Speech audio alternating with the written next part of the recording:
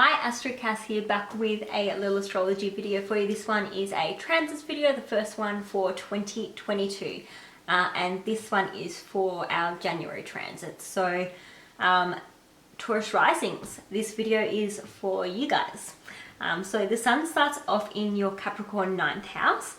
So what this is meaning is that you're really shining in the areas of your beliefs. You're really shining in the areas of travel, education, philosophy. It could be spirituality, religion, all those areas. So those 9th house topics are areas where you're really going to be shining, happy, and it's all about people taking notice of what you're doing, what you're saying, and how happy you are in regards to these areas.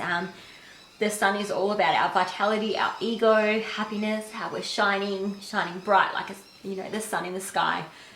So it'll be a great time for you to share your beliefs, share your accomplishments with your education, your higher self, share those travel experiences that you might be having if you are having those.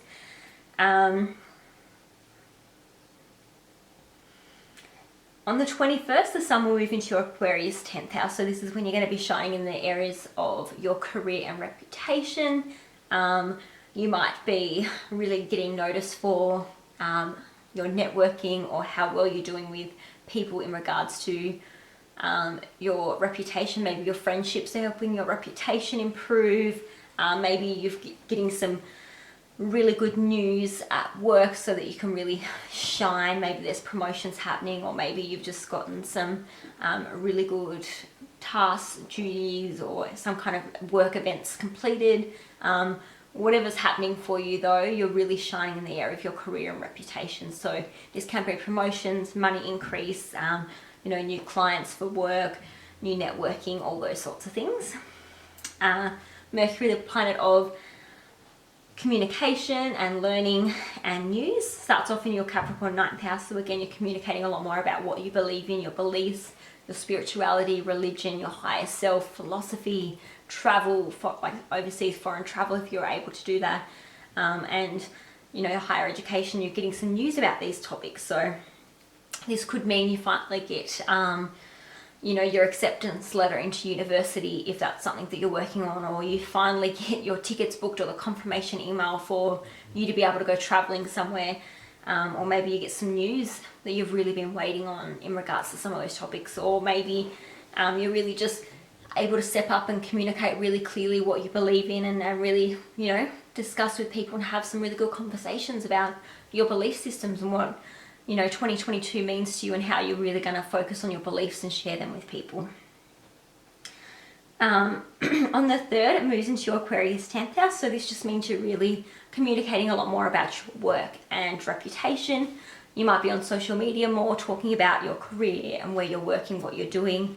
Maybe in your job role, you have to do a lot more communicating, or maybe there's more emails or work dinners or meetings and stuff like that you've got to be getting done, where you've got to network with people.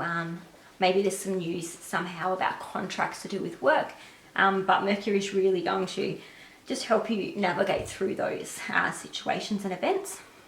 On the 15th, Mercury stations direct for a retrograde.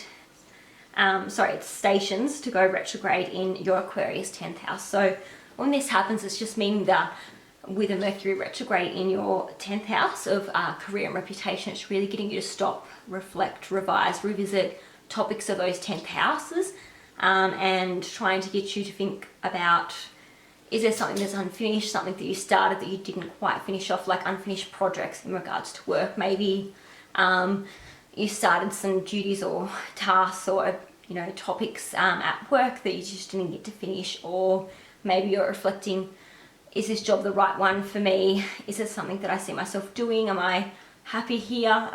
Those sorts of things. But you've got to reflect and revisit and revise areas of those 10th houses for you, because that's where Mercury is going retrograde. Venus starts off retrograde in your Capricorn 9th house.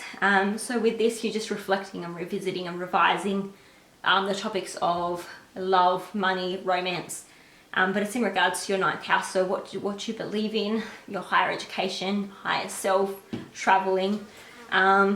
So this can bring up you reflecting on relationships, whether it's romantic relationships or friendships, and you know, what do you believe in about those relationships, or you know, maybe you're going traveling and you know, you're reflecting about, you know, networking, or are you going traveling for a partner, or are you going to meet a partner? Have you met someone overseas that you're reflecting, revising, you know, can this relationship work, or you know, should I move?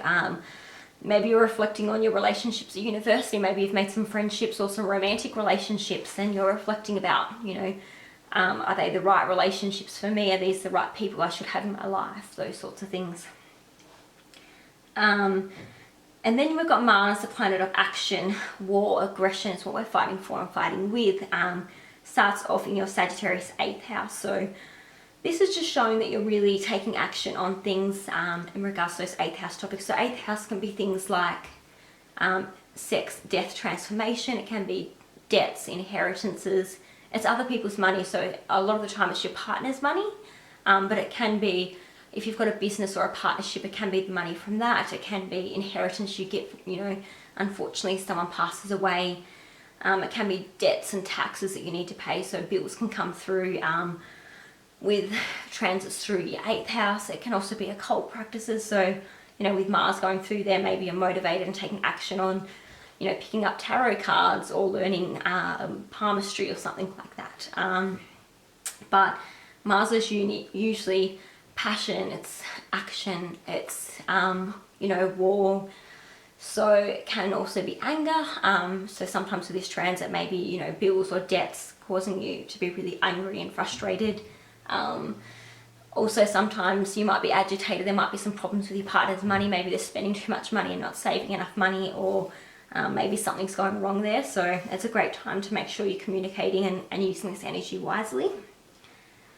On the 25th, it moves into your Capricorn 9th house. So this is when you're really going to be noticing a focus on your beliefs, higher education, spirituality, religion, higher self, and travel. So you might finally book some flights that you've been waiting to book, or you might enroll in university. Maybe you've been waiting, and you've finally got the action and motivation to apply and to put yourself in for 2022 to do some studying. Maybe you're just really passionate about what you believe in. I mean, there's a lot of stuff going on right now. So, you know, maybe you're fighting for what you believe in and your beliefs, and you're being really passionate about those. Then on the 3rd of January, you've got a new moon at 5:33 a.m. in your Capricorn 9th house at 12 degrees. This is in Australian time as well, guys. So new moons will bring some new beginnings over the next 3 to 6 months in regards to that 9th house for you. So again, your 9th house is your beliefs, religion, spirituality, higher self, higher education, so studies. It's philosophy, it's overseas travel, so foreign traveling, all those topics. There'll be new beginnings around those areas for you. You might already know what these could be coming up as for you. But yeah, just look into those topics, and also have a look at your natal chart and how this new moon's activating that for you. Then you have a full moon on the 18th of January at 10:48 a.m. in Australian time. This is at 28 degrees in your Cancer 3rd house. So this is going to bring endings over the next 3 to 6 months for you. Endings around communication, learning, possibly studying, neighbours, short distance travel, siblings. They're all 3rd house topics. So have a bit of a think about that. Maybe your communication style, you finally, you know, learnt everything that you kind of intended to, and you've improved that, and it's all coming to an end. Maybe there was a short course you were studying, and now finally that's ending. There's just something to do with your 3rd house, whether it's your siblings, short distance travel, neighbours, you know, learning, studying, those sorts of things. But over the next 3 to 6 months, something's going to come to an end. But if you do have a look back to the last new moon that happened in Cancer, that would have been starting these events and topics off. So that will give you a bit of an insight to what this full moon's bringing to an end for you. If you don't already know what's going on, check that out and have a look.